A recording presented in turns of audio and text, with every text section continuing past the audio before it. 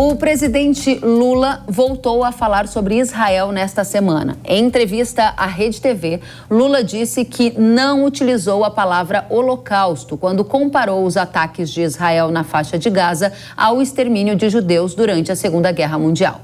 E ainda afirmou que não esperava que Netanyahu fosse compreender, pois sabe o que ele pensa ideologicamente. A crise diplomática entre Brasil e Israel continua. Em resposta, o ministro das Relações Exteriores de Israel postou na rede social X uma crítica ao presidente brasileiro. O ministro de Israel disse: envergonhe-se e peça desculpas, com uma imagem feita por inteligência artificial que representava Lula com a frase em inglês: eu não disse holocausto, fecha aspas. No agro, Brasil e Israel mantêm uma parceria estratégica e intercâmbio de conhecimentos em tecnologia e manejos agrícolas, uma troca em que ambos os países saem ganhando.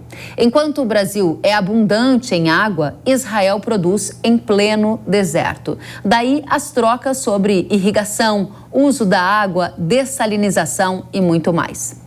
Nas tecnologias e criação de startups para resolver problemas das diferentes culturas agrícolas, as chamadas agtechs também são destaque.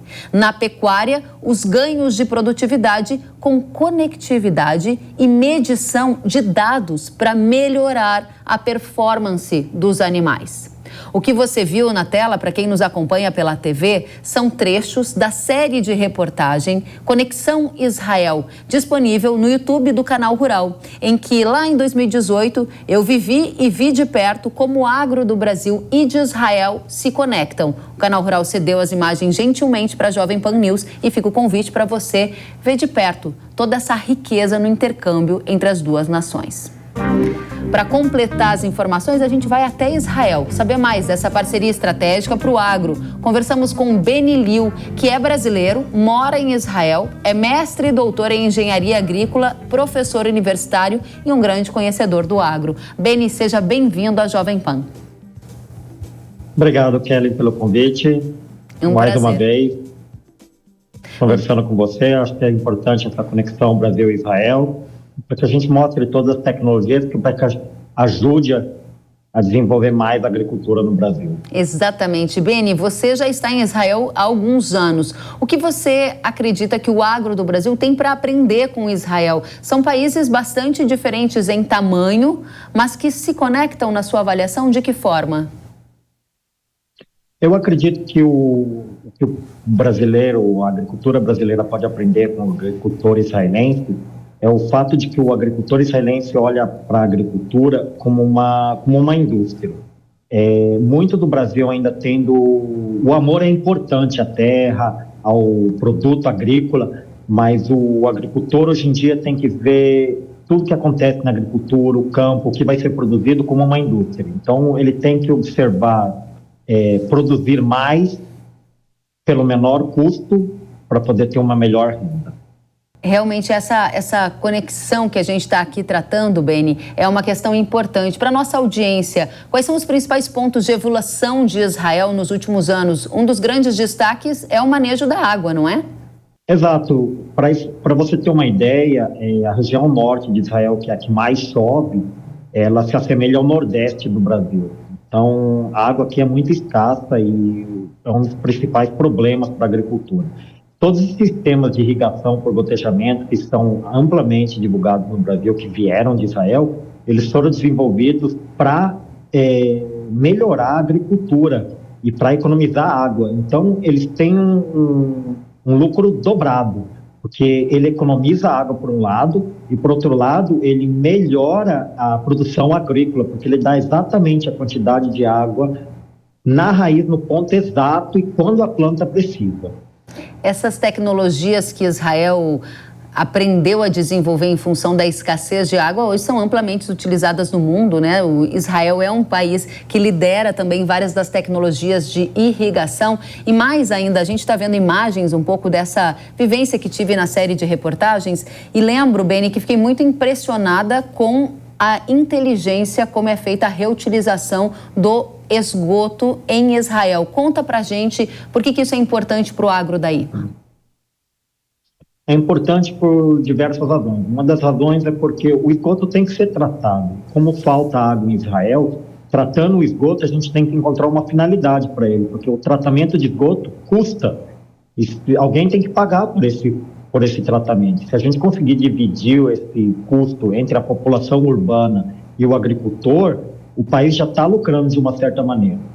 Por outro lado, o agricultor precisa de água, sendo que a água em Israel, para a agricultura, ela tem diversos níveis de qualidade. A qualidade mais alta custa mais caro, mas se você tem uma agricultura que não precisa de uma água com qualidade tão alta, não tem por que investir um valor tão alto. Você pode usar a água de esgoto tratada, que ela tem um preço muito mais baixo, uma qualidade um pouco pior, mas é satisfatória para o que você está cultivando. Quanto por cento do esgoto de Tel Aviv, por exemplo, é tratado, é reutilizado, vai para a agricultura? Os dados são bastante impressionantes, não são? Sim, Israel nós conseguimos coletar e tratar 90% do esgoto produzido em todo o país. Não existe 100% porque nada é 100% no mundo. E desse esgoto coletado e tratado, 90% volta para a agricultura. 100% não volta para a agricultura porque 10% volta para a indústria. A indústria também utiliza essa parte desse esgoto tratado. Isso acaba sendo uma fonte de fertilidade também para a produção e é muito mais ambientalmente correto, fora todos os outros benefícios. Você está trazendo aqui para a gente destaques para um país que produz alimentos em pleno deserto e desenvolve algumas das mais modernas tecnologias de irrigação. Você está trazendo exemplos de reutilização da água de esgoto e traz ainda exemplos de manejo da água. Só que essa relação em que o Brasil olha para Israel como um país que tem muito a ensinar, também tem exemplos na área de tecnologia, né? Um celeiro de startups, de agtechs. O que tem despontado aí como grande diferencial, Beni? Existem vários pontos. Hoje em dia, eu estou em contato com várias empresas no Brasil. Além de professor universitário, eu sou empreendedor. Eu tento levar essas tecnologias para várias empresas no Brasil. Estou em contato, por exemplo, com a AGR, Agricultura de Precisão, a Conectilar, em Mato Grosso. E o que a gente leva são tecnologias, a gente mostra essas tecnologias, a gente consegue ver, por exemplo, para piscinas de peixe, a gente consegue instalar uma câmera, existem tecnologias em Israel que ficam dentro da piscina de peixe, que ela vê por imagem se os peixes estão recebendo a quantidade ideal de alimento ou não. Com isso, o agricultor economiza, ele consegue dar a quantidade ideal de alimento no ponto exato dentro da piscina e os peixes vão crescer muito mais rápido. Ou quanto ao bovino, a gente consegue determinar o que cada boi separado, ou cada vaca separado, cada bovino está sentindo, o quanto que ele precisa de comer, se ele está tendo alguma doença. Então, a gente vê por cabeça e não pelo conjunto em si. Essa é uma visão muito moderna da agricultura, né? Que é o olhar por talhão, o olhar por animal, tratar cada coisa com a sua individualidade. E eu lembro quando fui conhecer algumas das fazendas produtoras de leite aí em Israel, eu fiquei muito impressionada com a produtividade que é observada nas fazendas. Isso tem a ver com a aplicação de tecnologia e com o cuidado para cada um desses animais. A produção leiteira também é um destaque por aí, não é? Exato. É um processo longo, não é um processo simples. Eu acho que tem que ter o apoio do governo. É um processo que passa por genética, para a gente conseguir o bovino que vai ter uma produção melhor de leite, com uma qualidade melhor do leite, né? Não é simplesmente a quantidade, a qualidade também é ideal. É o primeiro passo, que é a genética. O segundo passo, quais são as condições de temperatura, de umidade que você tem que ter para que esse animal consiga produzir a quantidade ideal de leite. E o terceiro passo é a alimentação. E cada animal tem que ser observado de uma maneira, aqui no caso nós estamos vendo imagens, de que tem essas janelas em que cada animal sabe onde que é a janela dele para ele comer. Então ele vai receber, a gente sabe quanto que ele está comendo, a gente sabe se ele comeu a quantidade ideal. Se não comeu a quantidade ideal, a gente tem que ir lá procurar esse animal e suplementar a alimentação dele. Beni, a gente está falando aqui do que a gente pode aprender com Israel, né? Que é um país pequeno em dimensão geográfica, mas é um gigante quando a gente fala em produção de alimentos com escassez de água, desenvolvimento de novas tecnologias, entre outros fatores. Conte pra gente, enquanto brasileiro, o que Israel aprende com o Brasil e qual é o maior legado de Israel para o Brasil, porque a gente está falando desse relacionamento estratégico que é tão importante, né, para as duas nações. Eu acho que é uma via de mão dupla, né? O Israel pode levar essa tecnologia que pode... Você tem que levar em consideração, por exemplo, que no Brasil, quando a gente fala em agricultura familiar, são terrenos pequenos. Em Israel, todos os terrenos são pequenos, de todos os agricultores. Eles não são como lá, grandes terras que existem no Brasil.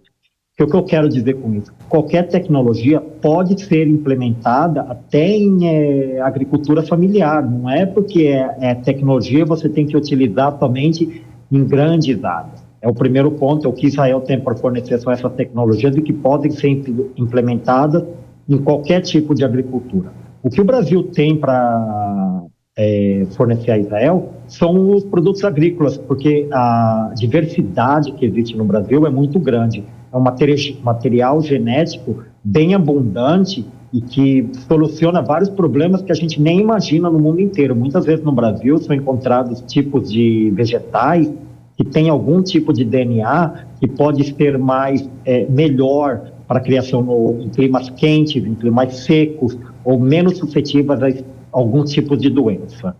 Muito bem. Agora, Beni, eu vi de perto os investimentos em pesquisa, desenvolvimento que é feito por aí. Para a gente fechar, e nesse momento em que Brasil e Israel vivem uma crise diplomática, a gente está aqui destacando porque essa parceria estratégica entre Brasil e Israel é tão importante, tão valiosa para os dois países. Deixa para a gente a sua mensagem sobre o que o agro do Brasil não pode deixar de aprender com Israel. A grande mensagem, o grande ponto na sua visão enquanto brasileiro que vive aí há tanto tempo.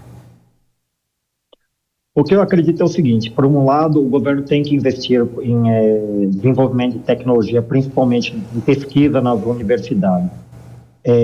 O agricultor, de uma maneira geral, tem que entender que essa tecnologia vão ajudar a melhorar a produção. Elas não estão entrando para substituir o agricultor. Não existe tecnologia que o agricultor vai ter que ir embora para casa e não vai fazer mais nada.